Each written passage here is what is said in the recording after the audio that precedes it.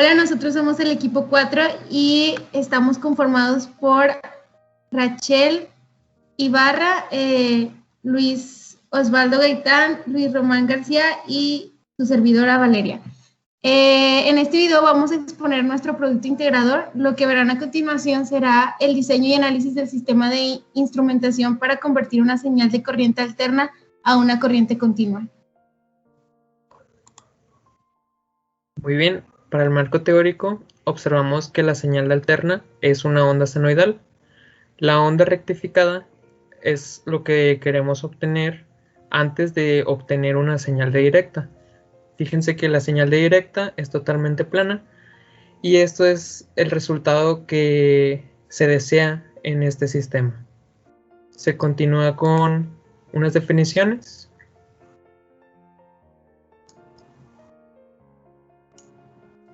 Tenemos que la definición de un oscilador es: un oscilador eléctrico es un circuito electrónico que produce una señal electrónica oscilante y periódica. A menudo una onda senoidal o una onda cuadrada. Un oscilador de baja frecuencia es un oscilador eléctrico que engendra una forma de onda de corriente alterna entre 0.1 y 10 Hz. Un rectificador es el dispositivo electrónico que permite convertir la corriente de alterna a corriente directa. Esto se realiza utilizando los diodos rectificadores, ya sean semiconductores de estado sólido, válvulas al vacío.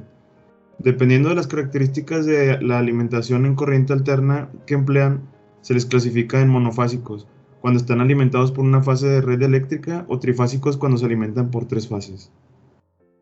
Los ciclos son importantes en electrónica.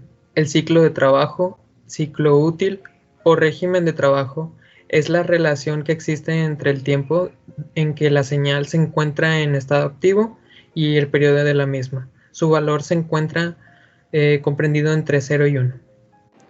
Y por último tenemos el periodo, que es el mínimo lapso que separa dos instantes en los que el sistema se encuentra exactamente en el mismo estado, mismas posiciones, mismas velocidades, mismas amplitudes. Así, el periodo de oscilación de una onda es el tiempo empleado por la misma en completar una longitud de onda. Empezando con la etapa 1, tenemos un oscilador senoidal de frecuencia variable. Este es de 1 kHz, 100 Hz y 500 Hz. Esta señal será la entrada de nuestro proyecto. En este caso, lo que tenemos son dos circuitos RC que están conectados en serie y paralelo a la terminal no inversora de estos dos circuitos, de la cual depende la frecuencia de salida del oscilador. Donde los componentes del nodo no inversor son iguales, donde el nodo inversor se divide en la impedancia 1 y la impedancia 2.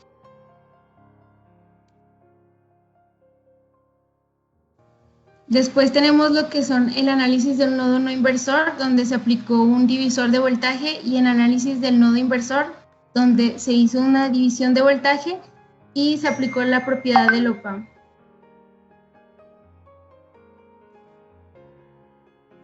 Después lo que hicimos fue sustituir la S por JW, que es igual a -1. Después la despejamos y aplicamos la propiedad de los números imaginarios, iniciando primero con su parte real y después con su parte imaginaria. Para calcular el valor de R2, supusimos un valor comercial para R1, que es igual a 10 ohms, y nos da que R2 es igual a 20 kiloohms.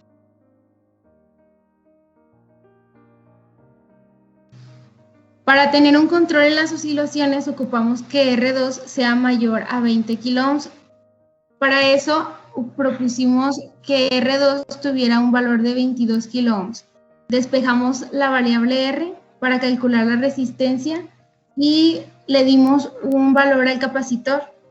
Sustituimos el valor de la frecuencia y del capacitor en la fórmula, y para la frecuencia de corte de 100 Hz tenemos 1.59 kiloohms y lo redondeamos a 1.6 para su valor comercial. Después, para 500 Hz tenemos 318.31 ohms y se redondeó a 320 ohms. Para el último, que fue de 1000 Hz, tuvimos un resultado de 159.15 ohms y se redondeó a 160 ohms.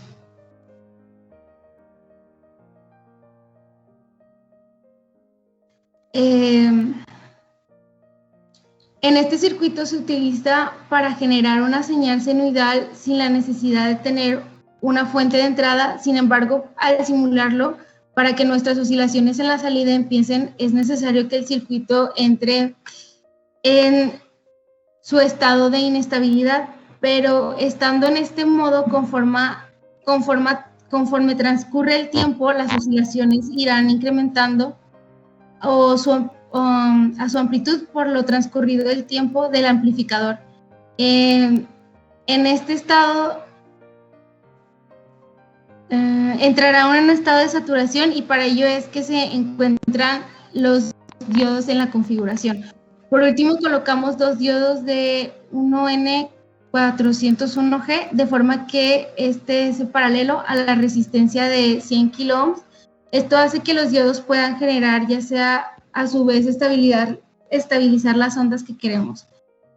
Una vez con todos los valores de las resistencias y de los capacitores obtenidos, sugerimos el siguiente circuito para el diseño del puente de Wien. La amplitud debe mantenerse debajo de los límites de saturación para evitar distorsiones. Lo que se busca es que los diodos puedan hacer decremento de los valores de RI con la señal de la amplitud. Aquí tenemos la simulación en Proteus. Hicimos 3 simulaciones en la que se presionan los switches de la resistencia de 1.6 kilo ohms para que nos dé una frecuencia de 100 Hz.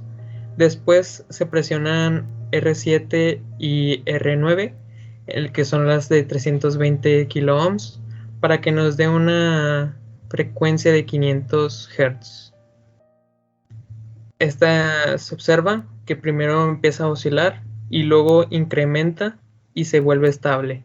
Esto es muy útil en las aplicaciones de ingeniería, ya que si no se necesita una señal de entrada para evitar desgastes y evitar costos en las fuentes de entrada.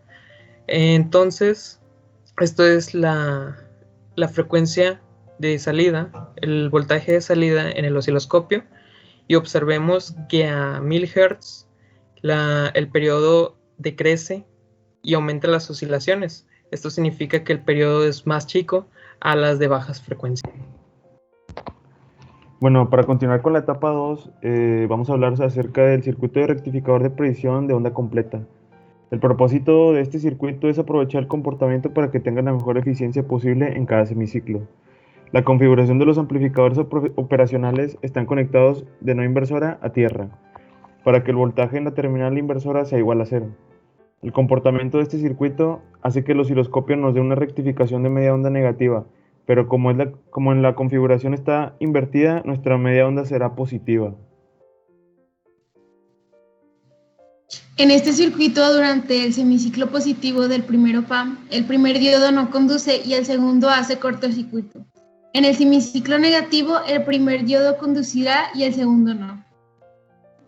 De tal forma que podemos establecer relaciones directas en el voltaje de la resistencia 1 durante el semiciclo positivo, calcular la relación de salida menos entrada con un divisor de tensiones. Se procede al análisis del circuito cuando el voltaje de entrada es mayor a 0. Se hace un análisis por nodos. Entonces se saca Vx, que es el voltaje de la onda máxima. También se puede escribir como VHW, que significa High Wave. Entonces, esto es un circuito FWR, un Filter Wave Rectifier. Entonces aquí hay análisis de nodo inversor del amplificador número 2. También se escriben las ecuaciones por medio de análisis por nodos. Y se saca una relación del voltaje de salida por medio de álgebra. Esto no es nada de electrónica, nada más. Con métodos algebraicos se obtienen ecuaciones y eso es lo que nos va a facilitar el diseño. Ahora, cuando el voltaje de entrada es menor a 0, esto significa que se invierte. Por lo tanto, el voltaje en la onda máxima va a ser 0, por lo que se elimina y nos queda una ecuación en la que el voltaje de entrada está respecto al voltaje de salida está respecto al voltaje de entrada. Entonces, esto nos queda una AN, que va a ser una ganancia del amplificador número 2. Ahora se invierte, el voltaje de entrada es mayor a 0. Ahora también el voltaje de entrada alta va a ser 0. Y se saca otra vez la misma ecuación. Ahora sustituimos el voltaje en la entrada máxima. Entonces eso nos queda otra ecuación a la cual nombramos AP. Y por propiedad de los op-amps sabemos que la AP es igual a N. Es como si dijéramos el voltaje inversor y el voltaje no inversor fueran los mismos. Esto es por pura propiedad de los op-amp. Entonces se saca esta relación. Sabemos que R va a ser igual a R1, R2 y R3, por lo que solo habrá una resistencia diferente, que es R4. R4 va a ser dividida entre 2, así que suponemos un valor de resistencia. Puede ser fija, puede ser de 1K, puede ser de 500. Nosotros suponemos una de 500 y R4 nos va a dar como resultado 250. Aquí está la relación conforme la ganancia. Y todo esto, este es el diseño final de la etapa 2. Se utilizó los diodos 10A07 para que trabaje a altas frecuencias. Se conecta una entrada a la alterna y en la entrada y un osciloscopio en el voltaje de salida y de entrada. Aquí observemos la señal, cómo se rectifica y se eliminan los ciclos negativos, convirtiéndolos a positivos, y eso dándonos una onda máxima positiva, que es lo que queríamos obtener. Observen cómo el voltaje de entrada es senoidal y por encima la onda rectificada en amarillo. Este es a 500 de potencia. Ahora aquí observamos a 1000 Hz, que es una frecuencia alta, y observamos que las oscilaciones son un poco más tenues, o sea, más pequeñas, y el periodo es menor. En esta etapa número 3 diseñamos un filtro Butterworth de quinto orden con respuesta máximamente plana con frecuencia de corte FC de 1 kHz. Observamos que este filtro que se muestra en pantalla ocupa 2 etapas, por lo que conectamos en serie un filtro de 3 polos con otro de 2, que al sumarlos nos da un resultado de 5 polos. Para el diseño del filtro se deben especificar 4 parámetros. El primero es que AP es igual a la atenuación en decibeles en la banda de paso. AS es igual a la atenuación en decibeles en la banda de rechazo. FP es igual a la frecuencia a la que se presenta AP y FS es igual a la frecuencia a la cual presenta AS.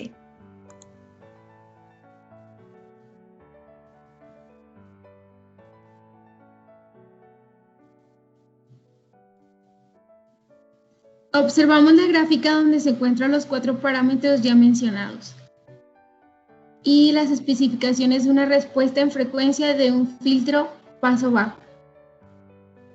El procedimiento se divide en 2 partes. Primero es necesario encontrar el orden requerido y segundo el factor de escala que se deben de aplicar a los valores normalizados del parámetro. Se tienen los siguientes datos para comprobar el orden del filtro. La atención de la banda de paso de -3 decibeles donde se presenta una frecuencia de 1000 Hz, la atenuación en la banda de rechazo de -70 decibeles a 5000 Hz. Estos valores son gracias a las simulaciones y se pueden comprobar. Calculando el valor de los epsilons, obtenemos NB, que se denomina el orden del filtro. Ahora haremos el segundo paso, el factor de escala. Ahora que ya se conoce el orden requerido, se necesita elegir el valor de los componentes. Existen muchos métodos para diseñar estos filtros. La técnica de resistencia o capacitancia constante presentada aquí proporciona un método directo y adecuado para diseñar fácilmente estos filtros. Una vez que se conoce el orden del filtro, se puede utilizar la siguiente tabla para seleccionar los coeficientes del capacitor en el filtro Butterworth. La siguiente tabla nos facilita el valor de cada componente de filtros activos Butterworth. De esta forma, como sabemos, el orden de filtro se puede determinar los componentes de cada etapa. Para cada etapa obtenemos los siguientes valores. Con la fórmula del capacitor obtenemos 159 milifaradios. Necesitamos una resistencia fija de 1K y seguiremos multiplicando el factor de escala por cada valor que encontremos en la tabla. Listo, aquí tenemos nuestro diseño final en Proteus, alimentando con un voltaje de entrada de una onda senoidal. De hecho, pusimos un generador de funciones en el que fuéramos variando la frecuencia y el voltaje pico a pico en una amplitud de 2 volts. Por lo tanto, la frecuencia de corte, aquí está la demostración, si se fijan, a 1 kHz es a donde habíamos quedado de que la frecuencia de corte era, y si lo posicionamos en el bode plot, observamos que la respuesta en frecuencia es menos 3 decibeles. Eso quiere decir que la frecuencia aquí en 1 kHz, si multiplicamos 20 por logaritmo de base 10 por raíz 1 sobre raíz de 2, entonces eso nos da menos 3 decibeles. Aquí observamos la respuesta en frecuencia de 100 Hz, que tiende a 0 decibeles. A 500 también observamos que la entrada en la respuesta en frecuencia es máximamente plana, como lo indica la teoría, entonces también tiende a 0 decibeles. A 1000 Hz ya lo habíamos demostrado, pues quedan de menos 3 decibeles.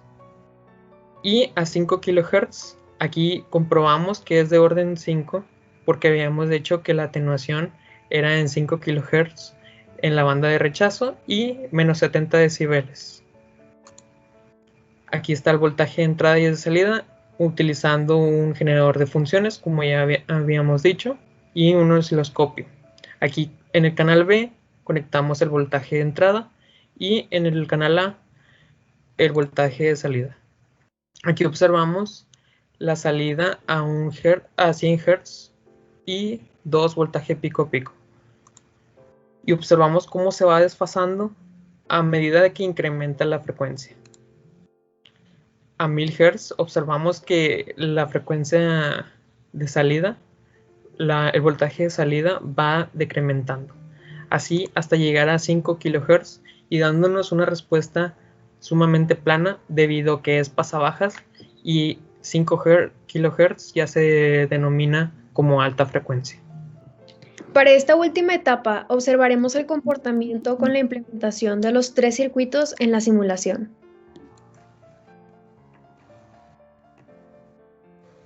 En la etapa de los hilados agrego un switch con 3 posiciones para así poder simular las 3 frecuencias requeridas.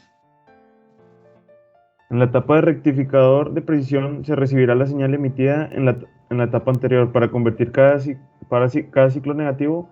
Así en la salida tendremos una señal rectificada reducida a la mitad. Ok, una vez rectificada la etapa 2, el voltaje de salida entrará a nuestro filtro paso bajo de quinto orden, Butterworth, por lo que a medida que se aumente la frecuencia, esto nos va a mandar un voltaje de salida, lo que se le llama una señal de directa. Vámonos a la simulación del osciloscopio a 100 Hz y observamos que es una frecuencia baja. A 500 Hz ya se empieza a ver el pulso y a 1000 Hz se observa directamente una señal de directa. Vámonos al simulador de Proteus para observar que no hay trampa y que los resultados obtenidos sean los esperados. Ok, aquí ya iniciamos la simulación. Observamos que el canal A está conectado al voltaje de salida de la primera etapa. El canal B está conectado a la etapa 2, el voltaje de salida. Y el C está al voltaje de salida de nuestro filtro paso bajos. Entonces aquí vamos a mandar el voltaje de entrada a nuestro sistema. Aquí observamos cómo se atenúa la frecuencia. Aquí podemos acomodar el osciloscopio para observar mejor las oscilaciones, ¿verdad? Esta es una baja frecuencia, por lo que nuestra salida del filtro paso abajo todavía no hace lo que queremos, pero si se fijan ya se acerca a lo que es una señal de voltaje directa. Aquí quitamos este arreglo de 1.6K y ponemos el de 320 para obtener una frecuencia de 500 Hz. ¿Okay? Tarda un poco la simulación. Vemos que el simulador, el osciloscopio oscila hasta que se establece y obtenemos ya más o menos pulsitos, ¿verdad? Pulsos y la frecuencia recortada al ciclo positivo, la onda senoidal, la rectificada, y cada vez acercándonos más a lo que es el voltaje de directa. Vamos a mandar directamente el voltaje de entrada a 1000 Hz y vamos a ver que empieza a oscilar. Tarda un poco en simular. De hecho, ahí vemos las oscilaciones hasta que se hace estable, es cuando marca el voltaje de salida, y observemos que el voltaje de entrada del oscilador del sistema, que es del oscilador, nos manda 1.52 volts. El rectificado es de 250 milivolts, casi una babita. Y el voltaje de salida en el pasabajas es de 800 milivolts. Eso sería todo. Nuestra conclusión